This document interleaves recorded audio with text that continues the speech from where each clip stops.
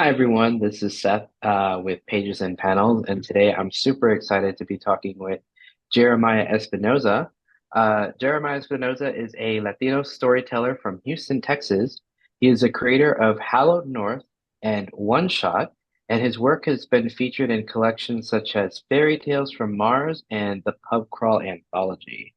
Uh, Jeremiah, thank you so much for talking with me today. I'm looking forward to hearing all about your comic book journey, what you're working on, the stories you've created, all that. How are you doing? I'm doing really well. Thank you so much for inviting me to be on your show, Seth. I gotta tell you, I've been really like paying way more attention to your profile, and you do some really good stuff, and it's all high quality work. Like well, for one, the like the reviews that you post, the graphics that you make for everything, your site looks awesome. You're killing it. Great work. Oh, well, thank you. I appreciate that. Yeah, I my goal is always to help showcase indie creator-owned comic creators. So that means a lot to hear because I don't always get feedback on whether or not it works. So that's awesome. So, we're here to talk comics. What's your comic book origin story? How did you get started? What was that like? So my comic book origin story. Let's go back to the beginning, I guess. I got into like so many other 90s kids, the X-Men animated series, the Batman animated adventures, right? Or whatever the Hmm. exact title of it was. And that was my introduction to those characters, to those heroes. And then I wanted to go out to the comic book shops and to buy my own comics. And at the time, I think that you could still get comic books inside gas stations and grocery stores and stuff like that. Hmm. So it was always easy to just kind of pick up a book and to kind of go through it.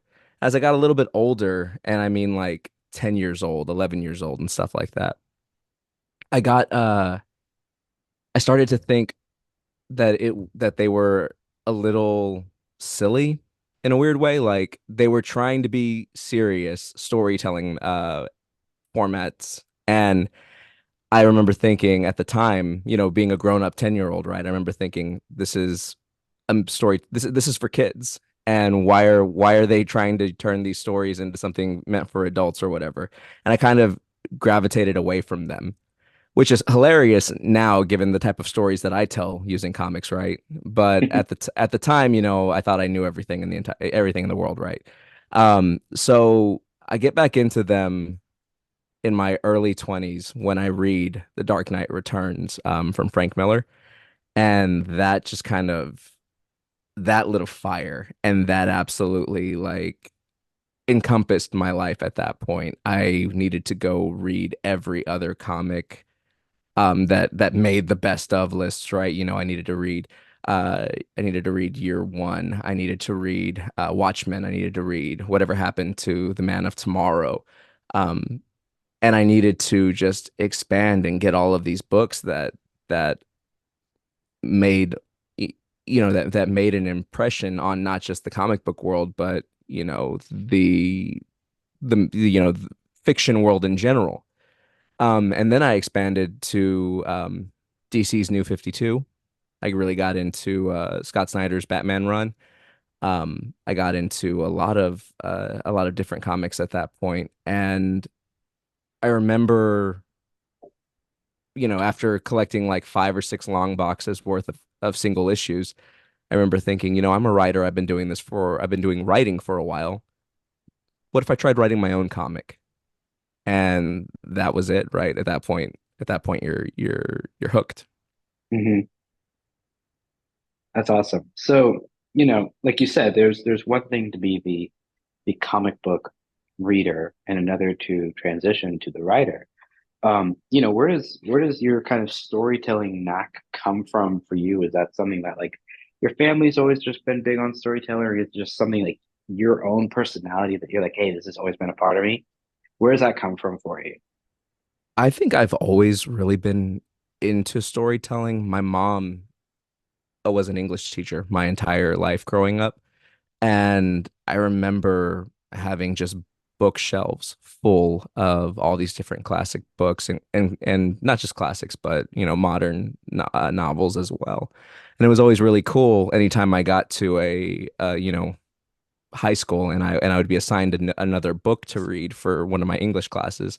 Chances are it would be on the bookshelf, right? Chances are Hmm. we would already have it at home. Um, but no, I really I from a young age, my mom would read to me all the time. I got into reading, myself as I got old enough, and I started writing my own stories. And I think I can trace it all the way back to third or fourth grade. Whenever it was that we had a state standardized writing test, I think it was fourth grade, and I I wrote a story for that state standardized writing test. And then I went home and wrote sequels to that story. And I Oh, tried to that's write awesome. down I tried to write down as much as I could remember from that story as well, because if it's a state testing, you turn that thing in and you never see it again. Hmm. Um, but yeah, like that became what I wanted to do. I wanted to be a writer. And in middle school, I lived out of my school district. I lived about half an hour away and got to go to the school district that I lived in because my or not to the school district I lived in. I got to go to the school district that I attended because my mom was a teacher in that district, and so I got to, go out of my zone. Um, but I didn't have many friends in the area. I grew up in a very rural area, and there weren't a whole lot of kids where I lived. So during the summertime, it would just be me, and I would hang out in my family's computer room, writing a novel every summer, or a novella every summer in middle school. And they were terrible. They were not good books. But at the time, I remember thinking that I was writing the next great American novel, and that they were going to be adapted into a movie, and that I was going to be the screenwriter for it, and I was going to have to do interviews and stuff like that. Um, Transition to high school, that's whenever I really started getting into film. And oh, why don't I just try my hand at writing screenplays? And that's kind of the natural progression that I've taken from one step to another. Um, all these different storytelling formats that I've tried out over the years. That's amazing. So, you going back to when you first read The Dark Knight Returns, you know, that kind of introduced you to the fact that comics could be a little more, I guess, kind of serious, as you said. In addition to that, especially someone as yourself who's been a big reader as well, what influences have been part of your journey in storytelling? When you think about um, you know, tones or storytelling devices or characters. Because you created your own comic, right? Like, was there any influence with that, or how has it been overall? Like, what changes you've seen as you've dived deeper into writing? So growing up, I was really driven by the Lord of the Rings series. I saw the first one, Fellowship of the Ring, when it released on, I want to say opening night, but I might be misremembering that. I saw it in theaters, and the way that people who grew up in the 70s talk about seeing Star Wars, or the way that Hmm. kids talk about seeing, Endgame, or, even some adults talk about seeing Endgame, for the first time in theaters. That that was my experience with the Fellowship of the Ring. I remember just being blown away by everything that I was seeing on screen. It was unlike anything I had ever seen before in my entire life. I came home that night from the theater and said, I want more. So I got the Hmm. books. At the time, Amazon, you had to order the books, and they would take like, 2 weeks to come in. um, we got the old 70s Lord of the Rings cartoon, which was a huge letdown for the kid who had just seen Peter Jackson's movie, right? But it was something. Yeah. And that I wouldn't say at the time that I realized what an impact it would have on my writing, but returning to writing as an adult and really trying to get my own stuff out there. Um, The Lord of the Rings is such a such an impactful series for me that I definitely see the influences. And a lot of people are surprised when I tell them that Lord of the Rings is probably the biggest influence on Hallowed North. Because Hallowed North is a horror comic. People frequently expect me to say something like, "Oh, it's Stephen King," or whoever. Which, don't get me wrong, there are influences there as well, right? Hmm. Um, but yeah, there was just so much from from that series and from that world that Tolkien built, that has really impacted the way that I look at storytelling and the way that I look at how things can play out on the page. Yeah, it's interesting that you mention just how critical Lord of the Rings is, in your storytelling journey. Because for a lot of people, I hear, Star Wars, like you said, or Batman the Animated Series is like the big one. I know you mentioned that earlier, but no, I think Lord of the Rings, I mean, those movies still hold up in terms of storytelling, in terms of character development. So, I definitely could see why that would resonate because again, like you said, the fandom with that is still strong and probably grows every day. With all these new series and movies coming out. Now you balance, between horror and fantasy. Your one shot title, that is the fantasy title, right? So you kind of veered away from the horror and Hallowed North, and now you're focused more on fantasy. Is that correct? That is correct. Yeah. And Um, Go ahead. no, I was just gonna say, if you could talk more about that. Yeah. So one shot, one shot was my way to have some more fun with writing. And I don't mean to speak ill of Hallowed North at all. Hallowed North is a very important story to me, and I'm sure that we'll talk about it more in a little bit. Hmm. Um, but it's also a very difficult story to write. It's built on a lot of personal experiences, not necessarily those events that take place in the book, because of course it is a dark fantasy while also being a horror story. Um, but it does, a lot of those emotions, are still there. And when you go to write something as heavy as that story, it's, it's revisiting some really difficult emotions that I've had to deal with. One shot was one shot is an attempt to get a little bit more lighthearted and flex my, you know, comedy muscles, my uh I'm a very um self um I like to make jokes about myself. That phrase is eluding The me right at self-deprecating humor. self-deprecating. Yeah. I was gonna say self-defecating and I was like, that is not right. You No, know? that's all right.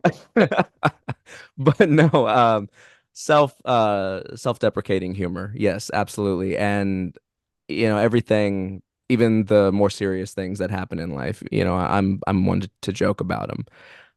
I don't feel like it's necessarily the right type of story to do that with Hallowed North, but while One Shot does, touch on some darker themes, that's the type of story that you can do something like that with without being disrespectful to the story itself or the characters that are in the story.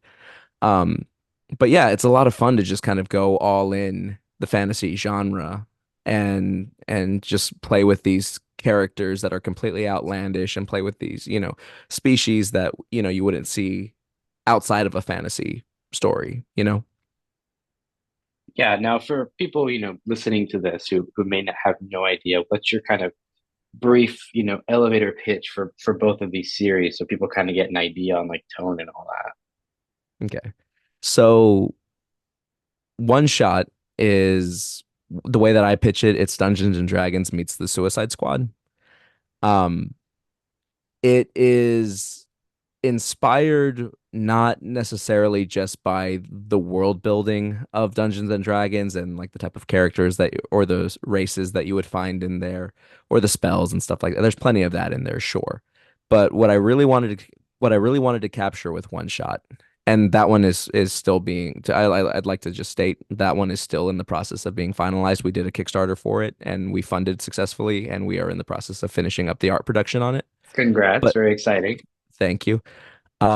But that one, it wasn't just a matter of, oh, let's capture the look of the D&D world. What I wanted to capture was the feel of playing D&D with a group of friends. And if you've never played D&D, it can frequently just go off the rails and be kind of bonkers. And that's the fun of it. The fun Mhm. of it is coming up with the plan and then rolling terribly, rolling your dice terribly, and then having to improvise and figure out a new plan. um, and that's and just doing that all together, sharing creating those memories around a table full of miniatures and dice and snacks. And that was just the vibe that I wanted to get with One Shot. Hallowed North is a much different story. It is a horror slash dark fantasy story that takes place within the mind of somebody who is struggling with depression. And the entire thing that you read, there are very few scenes that take place outside of this person's mind.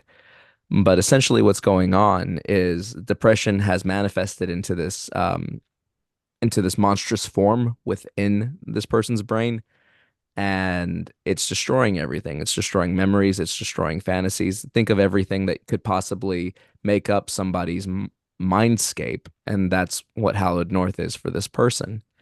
And so you have these characters, these figments of our main character's imagination, who have to come together and figure out a way to withstand or better yet, put a stop to this growing entity that becomes more and more powerful every day.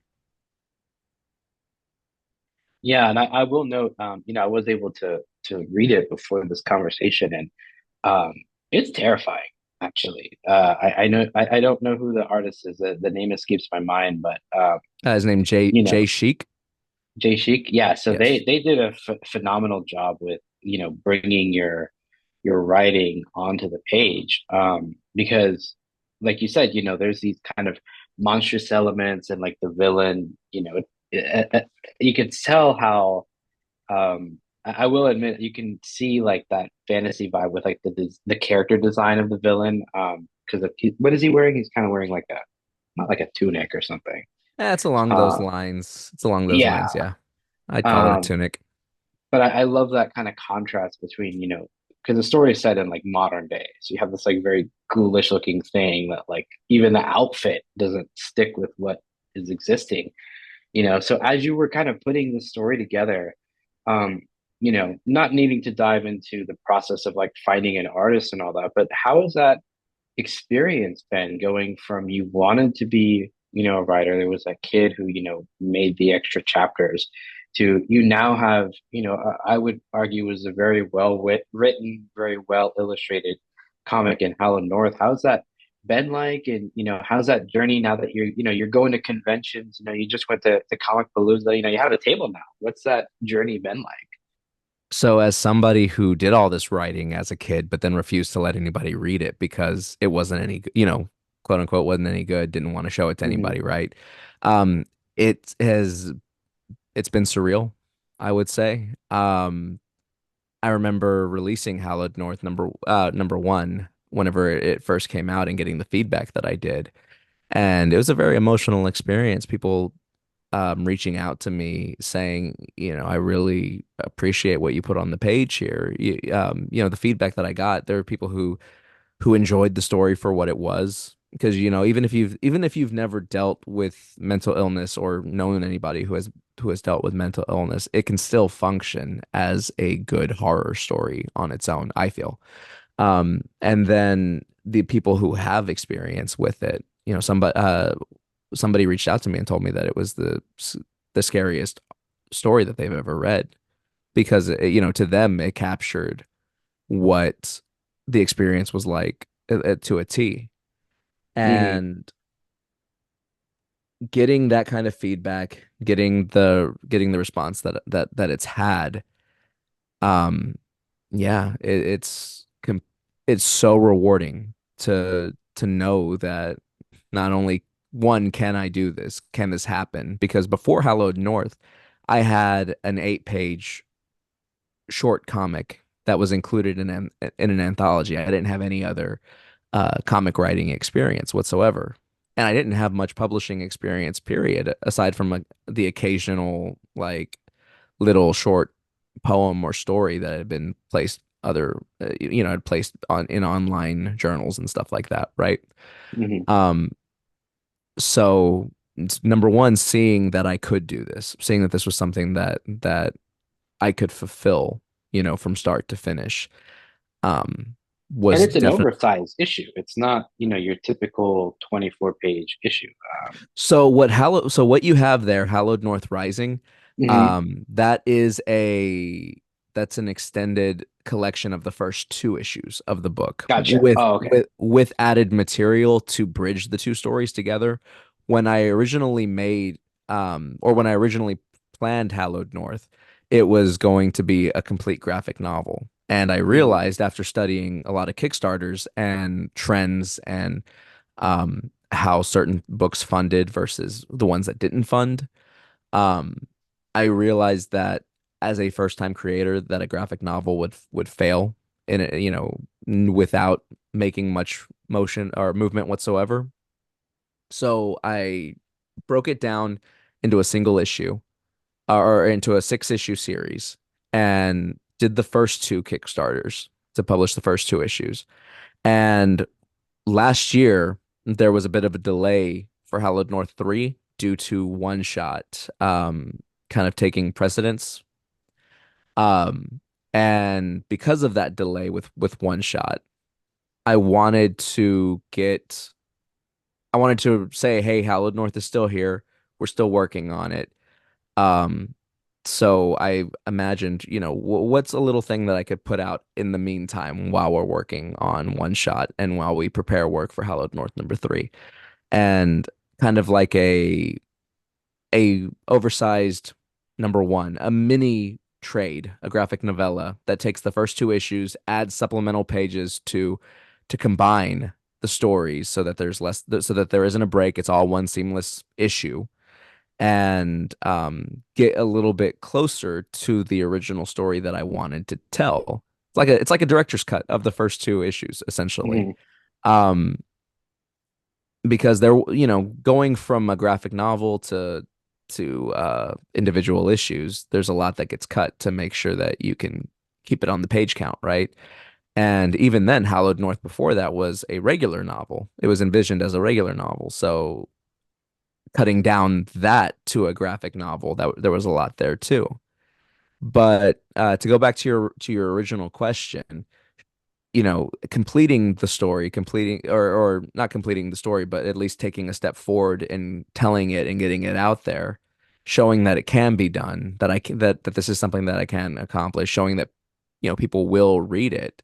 If there's anybody listening who's a creator who is concerned whether or not their stories will find an audience, I have to tell you, just go for it because your stories will find an audience. There's going to be somebody who reads your book, and it might not be for everybody. Hallowed North is not for everybody. There are going to be some people who look at it and say, no, thank you, right?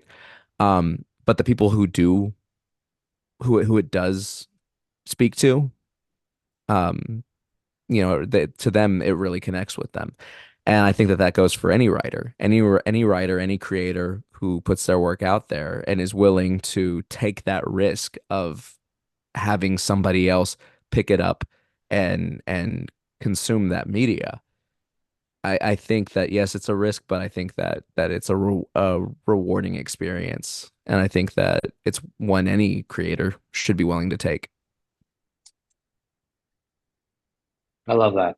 Yeah, and I would definitely go so far as to say is, for a premier title, you all clearly put, a lot of effort into it, in terms of the writing, in terms of the art. Um, as someone as myself who gets sent a lot of comics, and this is no disrespect to anyone, I see a lot of first titles where the writing is really strong, but the art like doesn't quite have that hook. Um, or sometimes it's the other way around. Like they have an amazing artist, but they haven't like really fine-tuned their script. Um, you know, but luckily you all clearly worked well together. So from a creative process, what is that like for you as you're putting this script together? Are you doing the storyboarding or are you, kind of just letting the artist run with it? How is that like? So I'm not going to call anybody out by name, but whenever you start writing comics, one of the first things that you do is you look out, you look at other scripts to get an Hmm. idea. I mentioned earlier that I did screenwriting for a little bit, in high school, for my high school film class, I did a lot of screenwriting and did some short films. There is a specific format for screenwriting that you need to follow. There's a specific one for television. There's a specific one for movies. There's a specific stage play format if you want to do theater. Comics don't have a specific format. So when you go out and you look for all these different types of scripts to read and reference, you get a lot of different options. And there are some people who will absolutely storyboard everything. There are some people who will, excuse me, there are some people um who will write out scene directions like it's a shooting script. So they'll say, okay, this panel has a quarter shot of so and so standing next to so and so, and they're holding this thing. Um, there are some pages that write exactly how large a panel is supposed to be. This panel two takes up a third of the page and is a vertical elongated rectangle. And when I read scripts like that, that really just kind of try to control exactly how the page looks, I get a headache. It's a bit much for me. And in Hallowed North Rising, you can actually see examples of how I write scripts. Towards in the back in the extra material, I include a few script pages alongside inks of my one of my favorite scenes. Um, I in my approach to screenwriting, I put what's absolutely important in each panel. I don't put a breakdown of how each panel should look on the page. I just write panel one, panel two, panel three, and I'll leave the artist I'll leave it up to the artist to design how the page should actually look. It's my thought process that, I am bringing my skills to the table. And comic creation, unless you are a multi-hyphenate wearing all these different hats, you know, you're going to be collaborating with other creative types. And you should trust that the people that you're collaborating with are know better than you their role.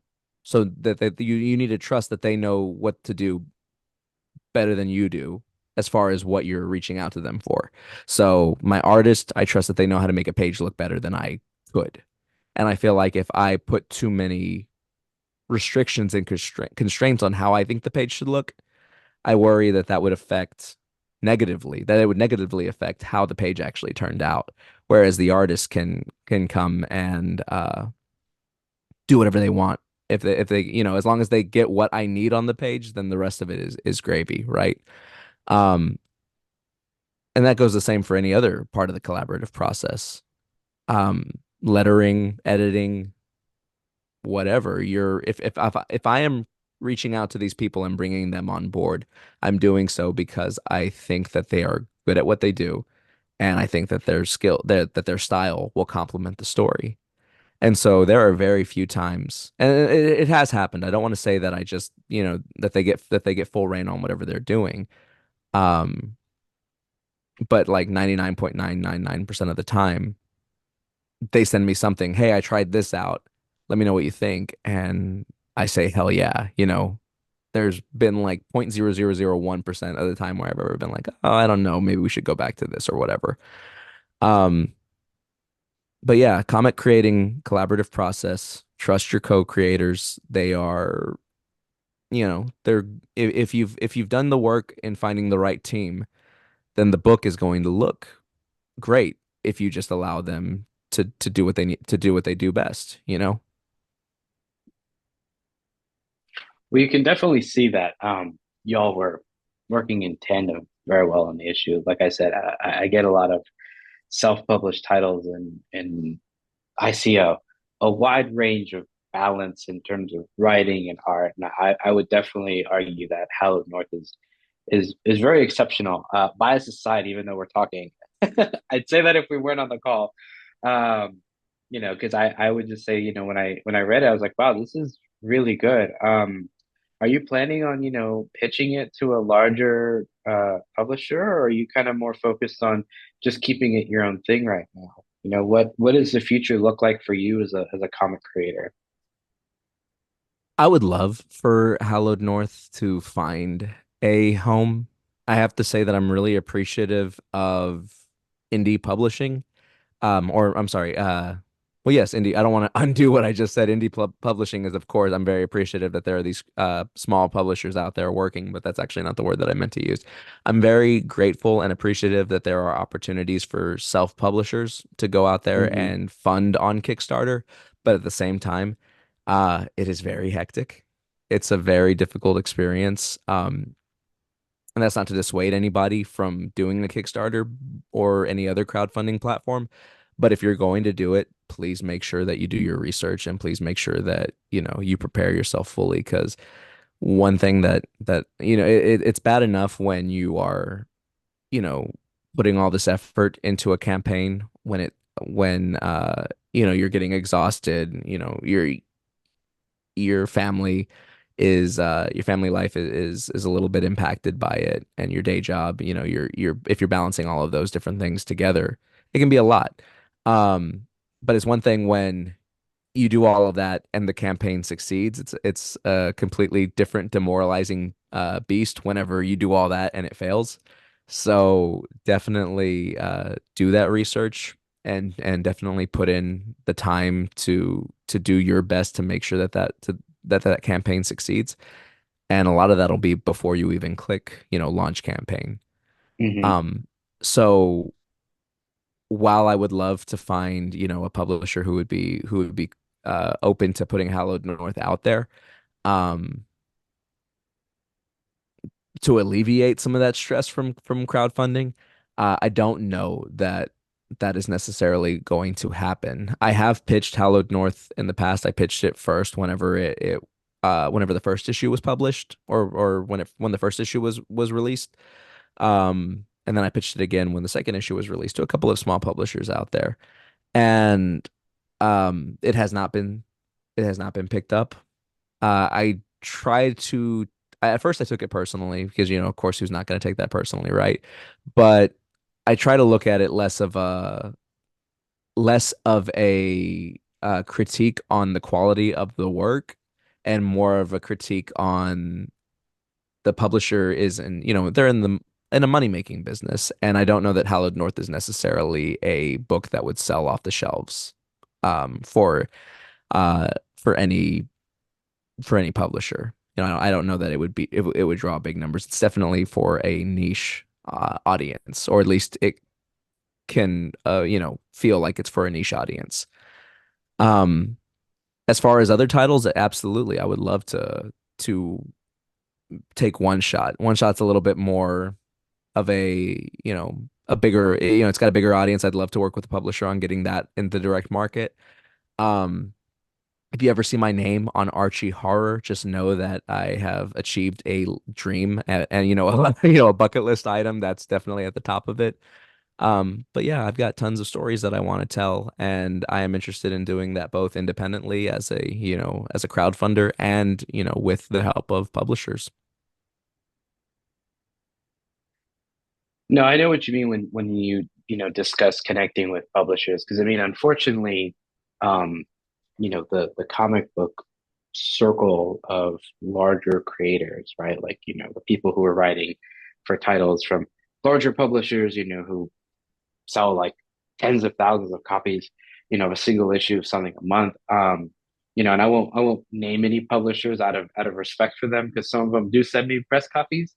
Um, but I would argue that unfortunately the circle will sometimes be around the same creators, which makes it a challenge. So I'm glad that I'm able to connect with creators such as yourself because obviously there's a wide range of stories and voices out there that are, being underrepresented because when you look at who's creating comics for, different publishers, you could probably see a lot of the same names, which is not a bad thing, right? I mean, that's their career.